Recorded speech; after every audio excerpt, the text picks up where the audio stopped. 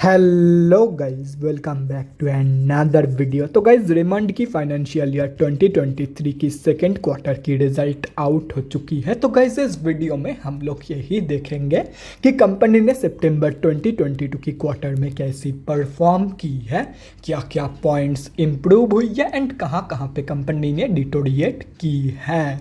और कंपनी की फंडामेंटल्स भी चेक करेंगे और समझेंगे कि क्या ये कंपनी पैसे लगाने लायक है या नहीं।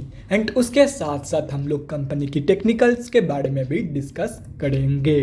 तो गाइस, बिना टाइम वेस्ट किए कंपनी की फंडामेंटल एनालिसिस करते हुए वीडियो को शुरू करते हैं।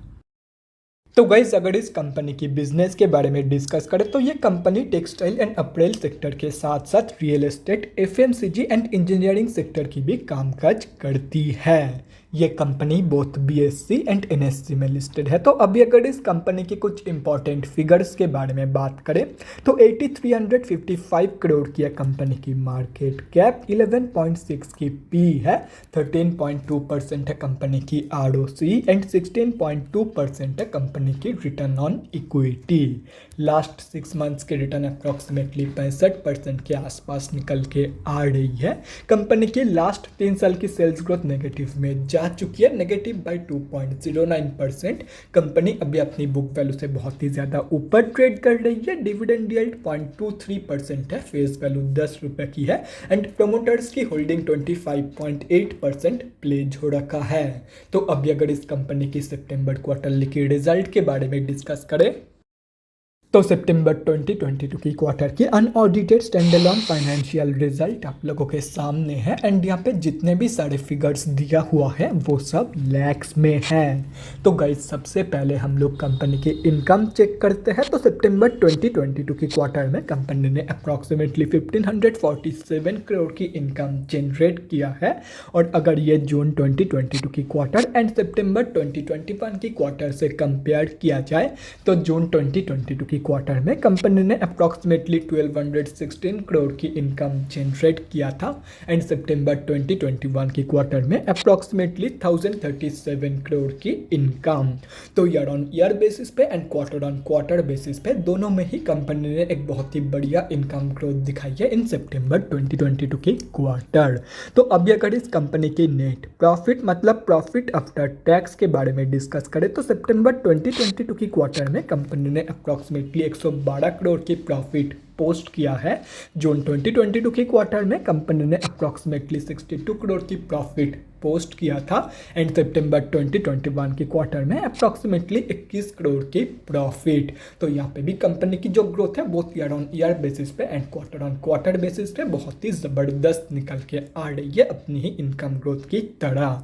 और रही बात कंपनी की ईपीएस की मतलब अर्निंग्स पर शेयर की, तो जो कंपनी की ईपीएस की ग्रोथ है वो भी कंपनी की प्रॉफिट एंड इनकम ग्रोथ की तरह ही बहुत ईयर ऑन ईयर बेसिस पे and quarter on quarter basis पे बहुत ही ज़बरदस्त निकल के आ रही है। तो अभी अगर ओवरऑल देखा जाए तो सितंबर 2022 की क्वार्टर में कंपनी ने हर एक जगह पे पॉजिटिव ग्रोथ ही दिखाई है, हर एक जगह पे कंपनी ने इंप्रूव किया है इन सितंबर 2022 की क्वार्टर। तो ओवरऑल जो कंपनी की सितंबर क्वार्टर की रिजल्ट है वो बहुत ही ज़बरदस्त निकल के आई है। कंपनी ने बहुत ही ज़बरदस्त परफॉर्म की है इन सितंबर 2022 की क्वार्टर। तो अभी अगर इस कंपनी की बैलेंस शीट की हेल्थ के बारे में डिस्कस करें तो हाफ ईयरली बेसिस पे कंपनी की रिजर्व के साथ साथ डेट भी इंक्रीज हुई है, लेकिन अगर देखा जाए तो रिजर्व ज़्यादा इंक्रीज हुई है कंपेयर टू कंपनी की डेट, मतलब बैलेंस शीट की हेल्थ इंप्रूव हुई है on half yearly basis. And अगर ओवरऑल भी देखा जाए तो डेट की कंपैरिजन में अच्छा खासा पॉजिटिव रिजर्व मौजूद है कंपनी के पास। तो ओवरऑल जो बैलेंस शीट की हेल्थ है वो ठीक ठाक ही निकल के आ रही है। तो अभी अगर इस कंपनी की कैश फ्लोज के बारे में डिस्कस करें तो कैश फ्लोज की जो कंडीशन है वो डिटोरिएट हुई है इन फाइनेंशियल ईयर 2022। तो FY 2021 में कंपनी के पास पॉजिटिव 100 करोड़ की कैश फ्लोज मौजूद थी, जो कि अभी डिटोरिएट होकर नेगेटिव 71 करोड़ की हो चुकी है। तो ओवरऑल जो कैश फ्लोज की कंडीशन है वो वीक निकल के आ रही है। और रही बात कंपनी की शेयर होल्डिंग पैटर्न की, तो गाइस सितंबर क्वार्टरली की शेयर होल्डिंग पैटर्न आप लोगों के सामने है। तो सितंबर की क्वार्टर में प्रमोटर्स ने सेलिंग करी है, बाकी FIIs एंड DIIs दोनों ने ही बाइंग करी है and end of the quarter अगर देखा जाए तो पब्लिक से माल उठाया गया है। तो गाइज अभी कंक्लूजन पे आते हैं कि क्या आप लोगों को इस कंपनी में पैसा लगाना चाहिए या नहीं। तो देखो गाइस बात सिंपल है, कंपनी की सितंबर क्वार्टरली की जो रिजल्ट है वो बहुत ही बढ़िया निकल के आई है, लेकिन कंपनी की जो ओवरऑल फंडामेंटल्स है, company overall fundamentally slightly on the weaker side पे है। कंपनी की कैश फ्लोज की कंडीशन बहुत ही ज़्यादा वीक है एंड उसके ऊपर से कंपनी की जो लास्ट 3 साल की सेल्स ग्रोथ है वो नेगेटिव में जा चुकी है। तो ऐसे में मैं आप लोगों को यही सजेस्ट करूंगा कि सिंपली आप लोग शॉर्ट टर्म के लिए पोजीशन इस कंपनी में प्लानिंग कर सकते हो, लेकिन अगर कंपनी के ऊपर एंड कंपनी के बिजनेस के ऊपर भरोसा है तो ही इस कंपनी में लॉन्ग टर्म के लिए इन्वेस्टमेंट प्लान करना, अदरवाइज सिर्फ और सिर्फ short term trade low and profit enjoy करो।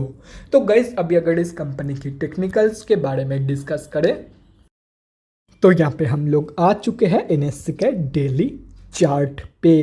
तो गाइस सबसे पहले हम लोग ये समझते हैं कि कंपनी में अभी चल क्या रहा है।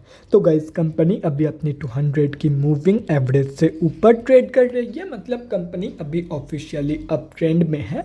एंड अगर देखा जाए तो फ्राइडे के दिन इस कंपनी ने अपनी न्यू 52 वीक हाई सेट तो किया था, लेकिन due to high selling pressure in this company ये कंपनी अपनी लास्ट 52 वीक हाई के भी नीचे ट्रेड कर रही है, जैसा कि यहाँ पे आप लोग देख सकते हो। मतलब ऊपर के लेवल पे ये कंपनी सस्टेन नहीं कर पाई है। तो अभी अगर इस कंपनी में फ्रेश एंट्रीज के बारे में बात करें तो सबसे पहले मैं स्विंग ट्रेडर्स का सीन समझा देता हूं। तो गाइस आप लोगों को लग रहा होगा कि कंपनी यहाँ से रिजेक्शन फेस करके नीचे गिर रही है, जो कि सही है, लेकिन यहाँ पे एक और चीज़ हो सकता है कि कंपनी यहाँ पे रिट्रेसमेंट ले रही है। तो अगर यहाँ पे कंपनी रिट्रेसमेंट ले रही है तो रिट्रेसमेंट की कंफर्मेशन के बाद, मतलब सिंपली ये हाइट टूटने के बाद आप लोग 1500 रुपये के टारगेट के लिए एक बहुत ही बढ़िया स्विंग ट्रेड प्लान कर सकते हो इस कंपनी में। एंड स्विंग ट्रेड में एंट्री लेते टाइम स्टॉप लॉस लगाना मत भूलना। और रही बात शॉर्ट टर्म ट्रेडर्स और लॉन्ग टर्म इन्वेस्टर्स की, तो देखो गाइस अभी एंट्री मत करो, आइदर इस कंपनी को टोटली गिर जाने दो टिल 1027 रुपीज़ के लेवल, अदरवाइज कंपनी को अपनी लास्ट 52 वीक हाई तोड़ने दो। इसके बीच में एंट्री मत लो, आइदर यहाँ पे एंट्री लो या तो फिर ये जो लास्ट 52 वीक हाई, ये जो लास्ट 52 वीक हाई है जो कि कंपनी ने फ्राइडे के दिन लगाया था उसको टूटने दो, उसके बाद ही एंट्री लो, अदरवाइज इसके आसपास एंट्री लेना, बीच में एंट्री मत लेना, मैं यही सजेस्ट करूंगा। बाकी अगर आप लोगों का इच्छा है कि बीच में एंट्री लोगे आप तो ये एंटायरली सब्जेक्टिव है। इंपॉर्टेंट लेवल्स आप लोगों के सामने हैं, तो अगर आप लोग चाहते हो तो स्क्रीनशॉट लेके रख सकते हो, कहीं पे नोट डाउन करना चाहते हो तो वो भी आप लोग कर सकते हो। तो guys that's it for this video, अगले वीडियो में मिलते हैं गाइज, थैंक्स फॉर वॉचिंग। और गाइज अगर आप लोगों के मन में कोई भी डाउट या क्वेरी रहती है स्टॉक मार्केट या किसी भी स्टॉक से रिलेटेड तो कमेंट सेक्शन में कमेंट करके मुझसे पूछ सकते हो, या तो फिर मेरे इंस्टाग्राम का लिंक आप लोगों को डिस्क्रिप्शन बॉक्स में मिल जाएगा, जाके वहाँ पर भी मुझे डीएम कर सकते हो for an 1-on-1 conversation. Thanks again for watching guys, bye guys and definitely guys stay safe.